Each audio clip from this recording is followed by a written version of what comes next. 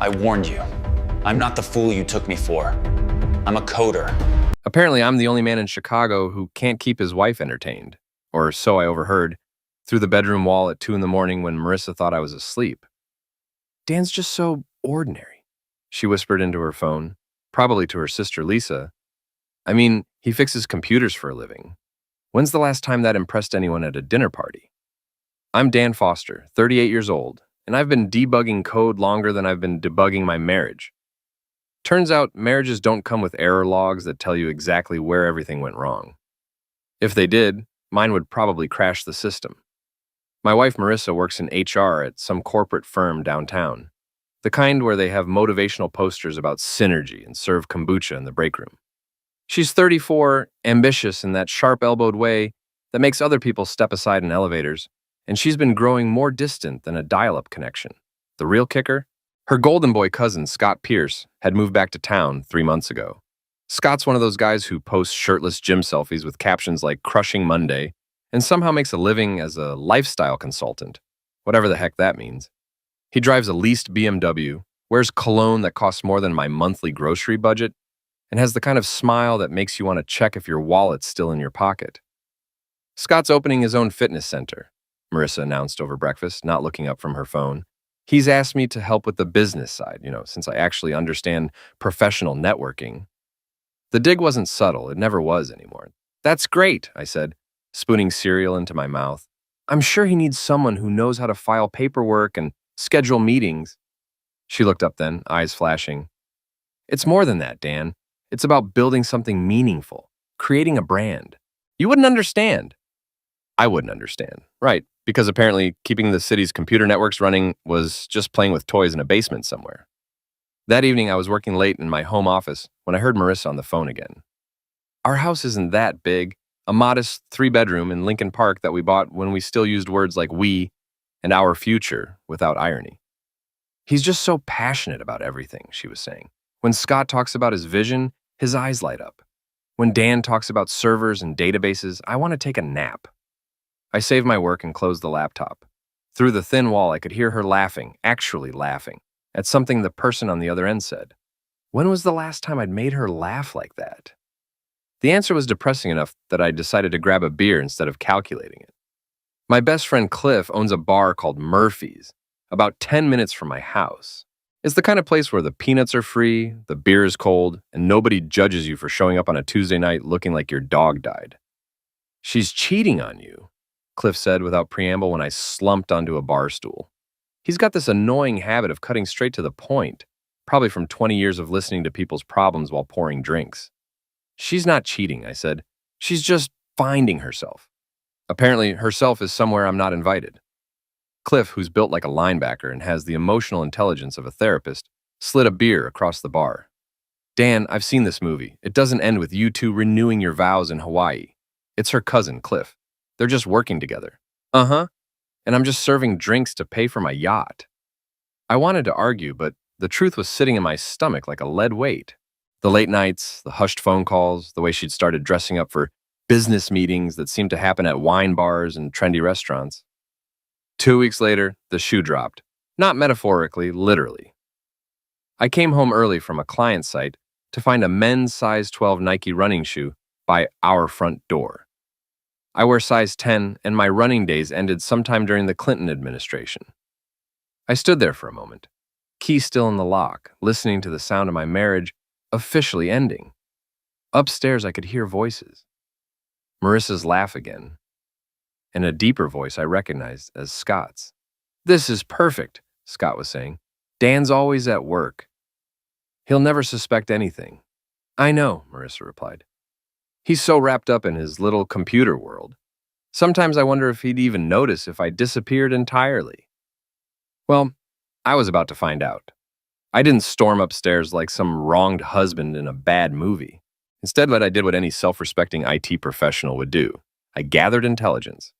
Over the next 3 days, I installed a few discrete security cameras around the house, all perfectly legal since it was my house too, and started documenting everything. Times, dates, license plate numbers. Scott's BMW was becoming a regular fixture in my driveway, usually showing up around noon and leaving before I got home from work. the really pathetic part? They weren't even trying to hide it anymore. "I'm having dinner with Lisa tonight," Marissa announced on Thursday, applying lipstick in the hallway mirror. She was wearing a black dress I'd bought her for our anniversary last year. "Tell Lisa I said hi," I replied, not looking up from my laptop. Through my phone, I watched Scott's BMW pull into the driveway 15 minutes after she left.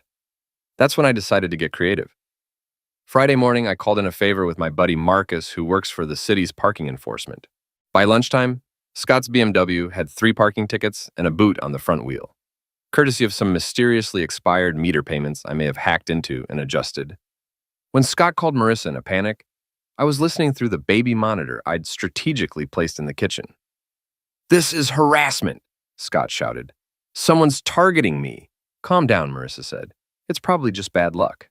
3 tickets in one morning, and now I can't move my car? This isn't luck, Marissa. This is warfare." He wasn't wrong. That evening, Marissa came home fuming. "Scott thinks you're sabotaging him." I looked up from my dinner with the most innocent expression I could manage. "Me? I've been at work all day. Why would I sabotage Scott?" "I don't know." "Maybe because you're jealous of his success? Jealous of a guy who can't figure out how the parking meters work? That's a low bar even for me." She stared at me for a long moment, and I could see the wheels turning.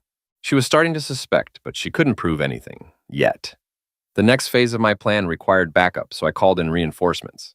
My old college roommate Jake, who now worked as a private investigator, and my neighbor Mrs. Chen, who had the best view of our driveway and a healthy appreciation for neighborhood drama. "You want me to photograph your wife's affair?" Jake asked when I explained the situation. "I want you to document her pattern of deception," I corrected, "for legal purposes." "Right, legal purposes," Jake grinned. "This is going to be fun." Mrs. Chen was even more enthusiastic. "That woman parks her car crooked every single day," she said, adjusting her glasses. "And her boyfriend's music is too loud. I'll be happy to help." By the end of the week, I had enough evidence to wallpaper the house. Photos, timestamps, audio recordings of Marissa lying about her whereabouts. But I wasn't ready to play that card yet. Instead, I decided to let them hang themselves. Sunday morning, I made coffee and sat down at the kitchen table with my laptop. When Marissa came downstairs, I was typing furiously, occasionally chuckling at the screen. "What are you working on?" she asked, pouring herself coffee. "Oh, just updating my LinkedIn profile," I said casually, on, networking, building my professional brand. She paused, coffee mug halfway to her lips. "Since when do you care about networking?" "Since I realized I might need to make some changes in my life, fresh start, new opportunities, that kind of thing." I could feel her watching me as I typed. The beautiful thing about being married to someone for 8 years is that you know exactly which buttons to push. "What kind of changes?" she asked. "Well, I've been thinking about the house. It's pretty big for just one person, don't you think?" The coffee mug hit the counter a little too hard. "One person? Hypothetically speaking." I looked up at her with a smile. "I mean, if someone were to, say, find themselves suddenly single, they might want to downsize. Maybe get a nice downtown condo, start over." Marissa's face went pale. "Dan, what are you saying?" "I'm saying I've learned a lot about myself lately. About what I want. About what I'm willing to tolerate." I closed the laptop and stood up. "I'm going to Cliff's. Don't wait up." I left her standing in the kitchen, and for the first time in months, I felt like I was winning. The thing about revenge is that it's like coding. You have to be methodical, patient, and always think 3 steps ahead. One wrong move and the whole program crashes. Over the next 2 weeks, I watched Marissa and Scott get sloppy. They started meeting at his apartment, an overpriced loft in River North that screamed midlife crisis. They went to restaurants in broad daylight, holding hands like teenagers. Scott even posted a photo on Instagram of 2 wine glasses at some trendy place downtown with the caption, "Great company makes everything better." The idiot was practically documenting the affair himself. Meanwhile, I was building my case. Jake had gotten me photos of them entering and leaving Scott's building together. Mrs. Chen had recorded Marissa's lies about working late. I had bank statements showing charges at restaurants and hotels on days when Marissa claimed to be at business meetings. But I wanted more than just evidence of the affair. I wanted to understand the full scope of their betrayal. That's when I discovered the real plan. I was going through Marissa's laptop. She'd left it open on the kitchen counter, logged into her email, when I found the messages between her and Scott. Not love letters, but something much more interesting. business correspondence. They weren't just having an affair. They were planning to steal my money. The house is worth at least $400,000, Marissa had written. In Illinois, I'm entitled to half of everything in a divorce, plus alimony, since he makes more than me. Scott's response was even better. Perfect. That'll give us enough to expand the fitness center. We can buy the building next door, maybe open a second location. They were spending my money before they'd even stolen it. But the really infuriating part was the next exchange. What if he fights the divorce? Scott asked. He won't, Marissa replied. Dan's too passive. He'll just roll over and accept whatever I tell him. He always does. Too passive, right? I screenshotted everything and sent it to Jake. Then I called my lawyer. How much evidence do you need for a divorce in Illinois? I asked. Depends on what you're trying to prove, said Jennifer Walsh, the attorney who'd handled our house purchase. Illinois is a no-fault state, so adultery won't affect the division of assets. But if you can prove financial misconduct or deception, what kind of deception? Hiding assets, planning to dissipate marital funds, that sort of thing. Why? I told her about the emails, about Scott's business plan funded by my half of everything. That's interesting, Jennifer said. Forward me those screenshots. And Dan, don't let them know you're onto them. The longer they plan, the more evidence we'll have. So I played dumb. I came home every evening, kissed Marissa on the cheek, and asked about her day. I listened to her lies about client meetings and late projects. I nodded sympathetically when she complained about being stressed at work, all while documenting every deception. The breakthrough came 3 weeks later when I overheard a phone conversation that changed everything. I was in my office, supposedly working, when Marissa took a call in the living room. She thought I couldn't hear her, but the acoustics in our house are better than she realized. Lisa, I need you to do me a favor, Marissa said. If anyone asks, I was with you last Tuesday night. We went to that new wine bar in Lincoln Park. Lisa, Marissa's best friend since college, a woman I'd considered family, laughed. Another alibi? Girl, you're playing with fire. It's fine. Dan doesn't suspect anything. He's too busy with his computers to notice what's happening in the real world. What about when you leave him? Won't he figure it out then? By then, it won't matter. Jennifer says I can get half of everything, plus alimony. Scott and I will be set. Wait, Jennifer? My Jennifer? Your lawyer friend is sure about this? Lisa asked. Positive. She's handled dozens of these cases. The key is to make it look like Dan's fault somehow, like he was neglectful or emotionally manipulative. My stomach turned cold. They weren't just planning to take my money. They were planning to destroy my reputation in the process. I grabbed my phone and called Jake. I need you to do some research on Jennifer Walsh, I said. Find out if she has any connection to my wife or Scott Pierce. Your lawyer? Dan, what's going on? I think I'm being played by more people than I realized. Jake called back 2 hours later. You're not going to like this, he said. Jennifer Walsh and your wife went to the same college. They were sorority sisters. The pieces clicked into place. Jennifer had been feeding information to Marissa from the beginning. Every legal strategy I'd discussed, every piece of evidence I'd mentioned, it had all gone straight back to the other side. I was fighting a war where the enemy knew all my moves before I made them. But now I knew something they didn't. I knew they were working together. And I had a plan. The beautiful thing about being underestimated is that people stop watching you carefully. They assume you'll keep doing what you've always done, reacting the same way you've always reacted. They were wrong. First, I fired Jennifer Walsh. I sent a brief email citing irreconcilable differences in legal strategy and hired David Kim, a divorce attorney Jake recommended. David was young, hungry, and had no connection to anyone in Marissa's circle. Your wife's been planning this for months, David said after reviewing all my evidence. The good news is that she's documented most of it herself. These emails about spending your assets on her boyfriend's business, that's called dissipation of marital funds. It's going to cost her. How much? David smiled. In a case like this, she might end up owing you money. Next, I had to deal with the friends who'd been helping Marissa lie to me. Lisa was the obvious target. She'd been providing fake alibis and probably knew about the affair from the beginning. I decided to pay her a visit. Lisa worked at a marketing firm in the Loop, the kind of place where everyone wore expensive suits and talked about disrupting industries that were working fine already. I showed up at her office on a Tuesday afternoon carrying a manila envelope and wearing my best innocent expression. Dan, she said when I appeared at her desk, what are you doing here? I wanted to thank you, I said, loud enough for her coworkers to hear. Marissa told me how you've been covering for her while she's been going through this difficult time. Lisa's smile faltered. Covering for, providing alibis while she meets with her therapist. All those evenings at wine bars and restaurants talking through her problems.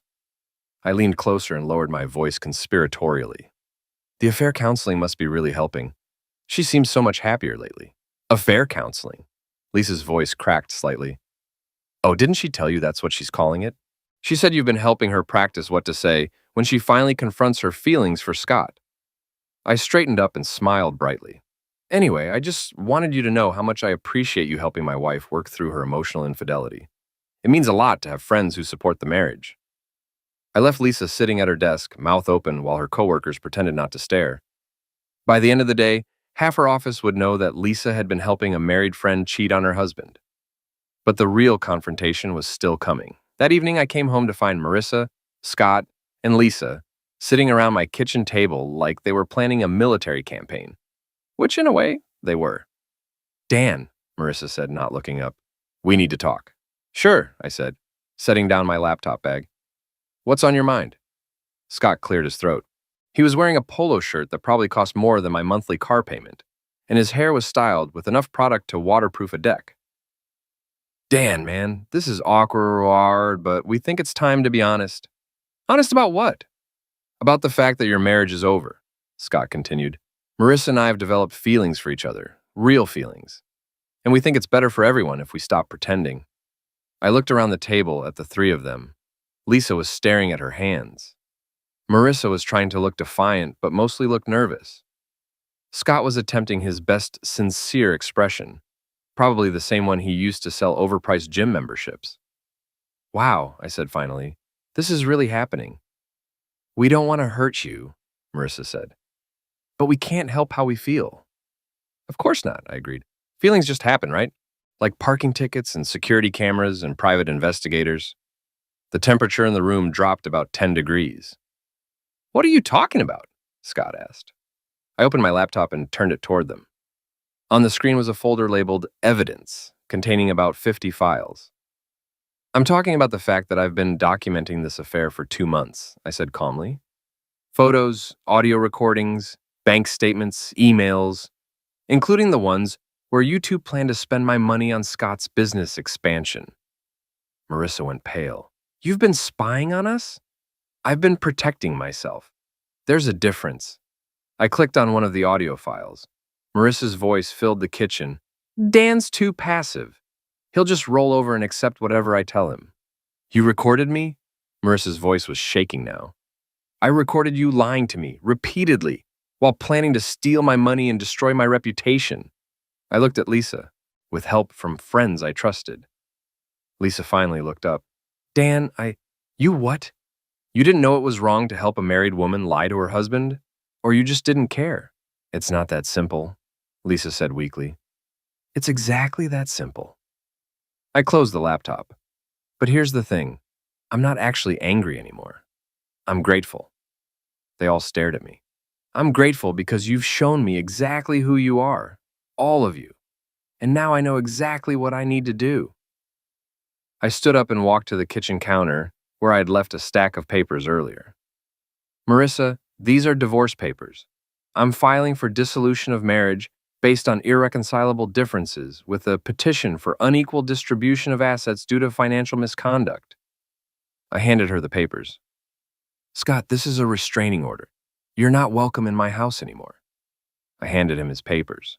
And Lisa, this is just a photo of you and Marissa at Scott's apartment last week, in case you want to explain to your husband where you really were when you told him you were working late. The silence stretched out for nearly a minute. Finally, Scott stood up. You can't prove anything. I smiled at him. Scott, I'm an IT professional. Proving things with data is literally what I do for a living. This isn't over, he said. You're right, I agreed. It's not.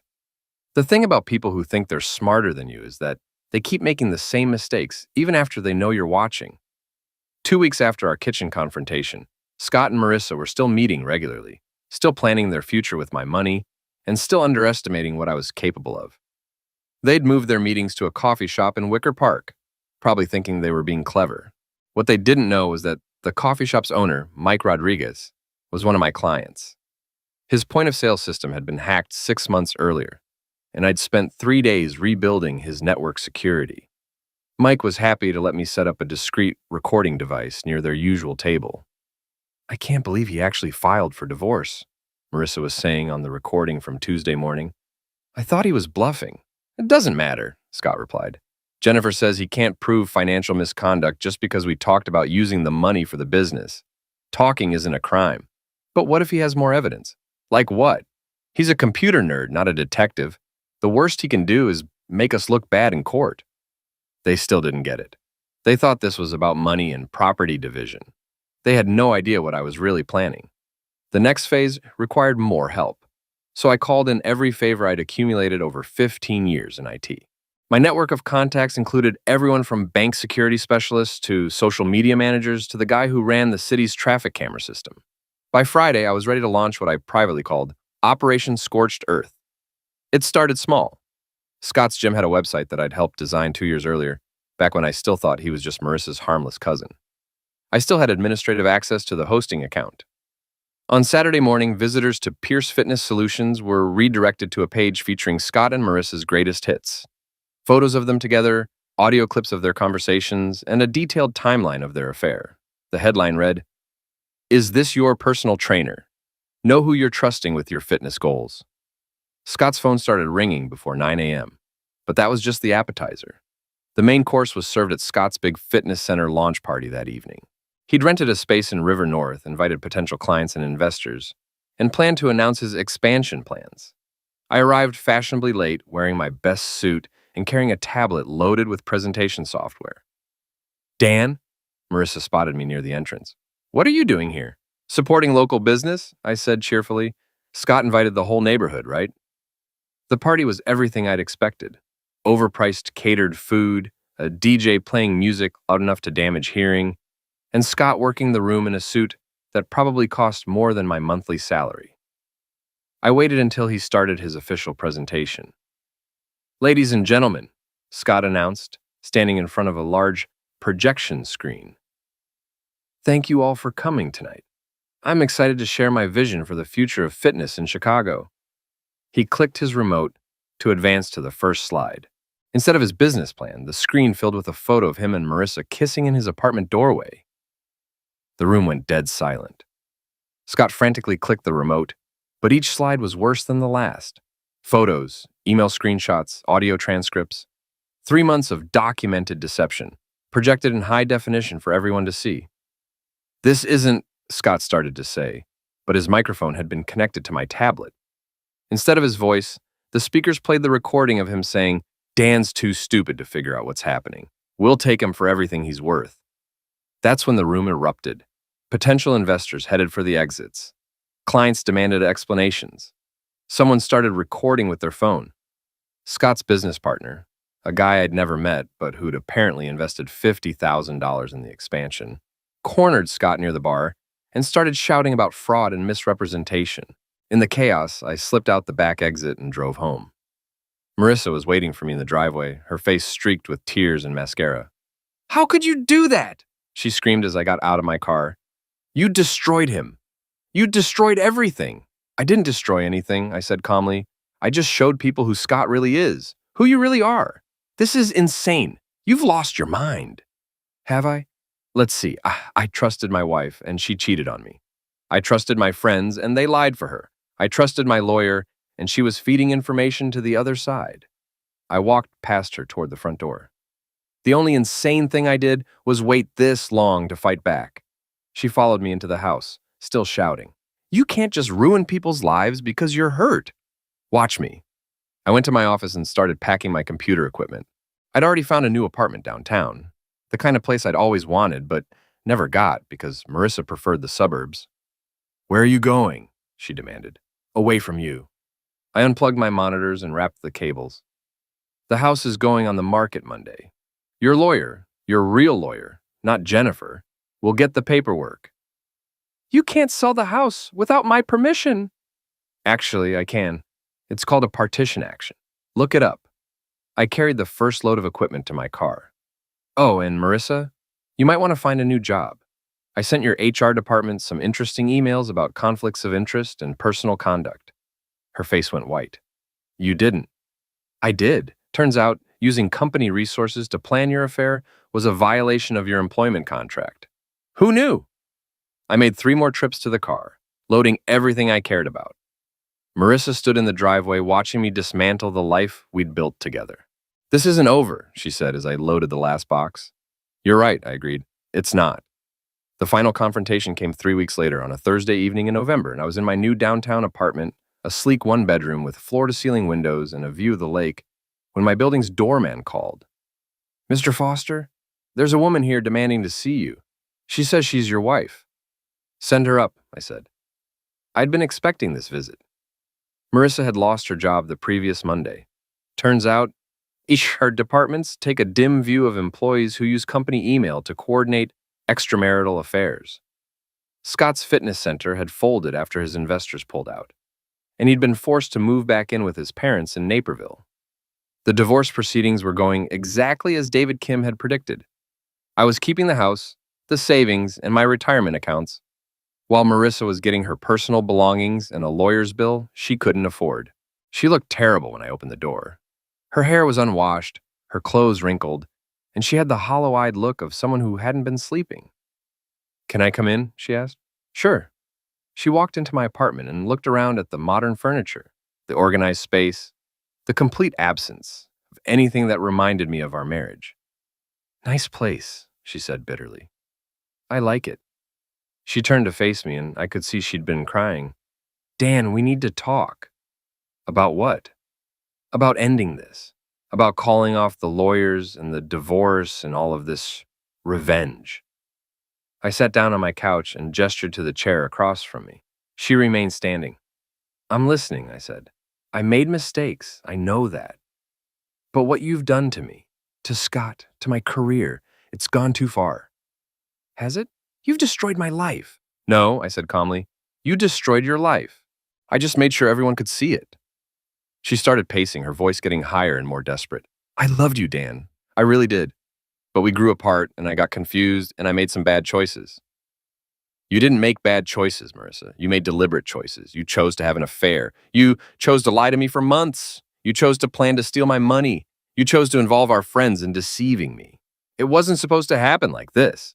How was it supposed to happen?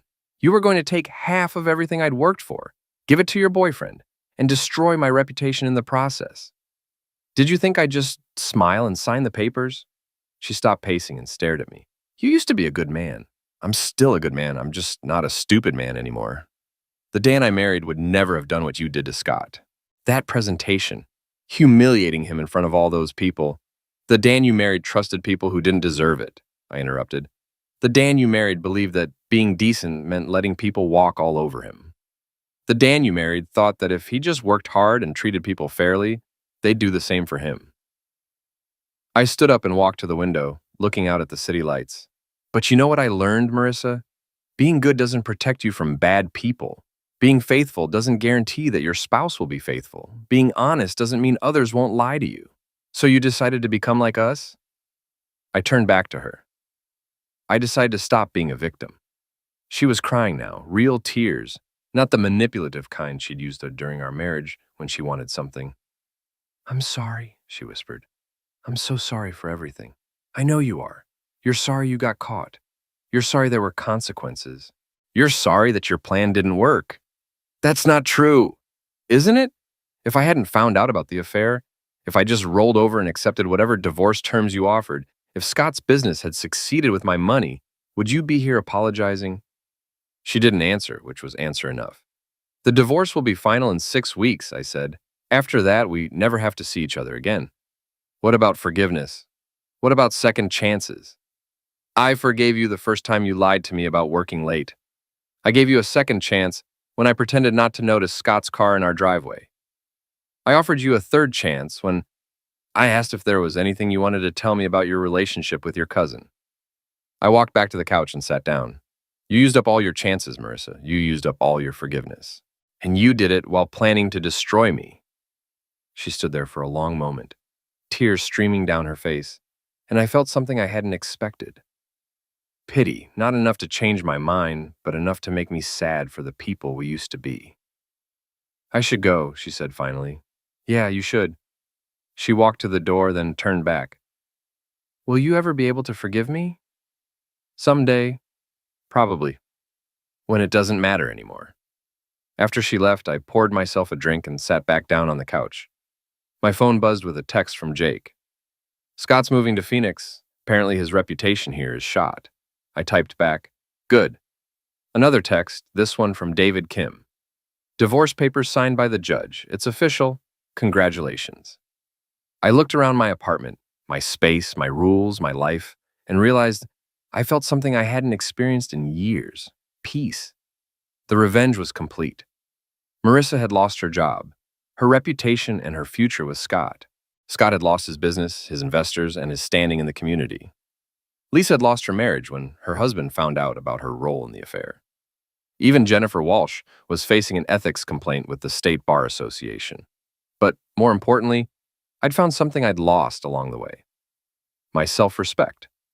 I raised my glass to the empty apartment and smiled. Here's to new beginnings, I said out loud, and better endings.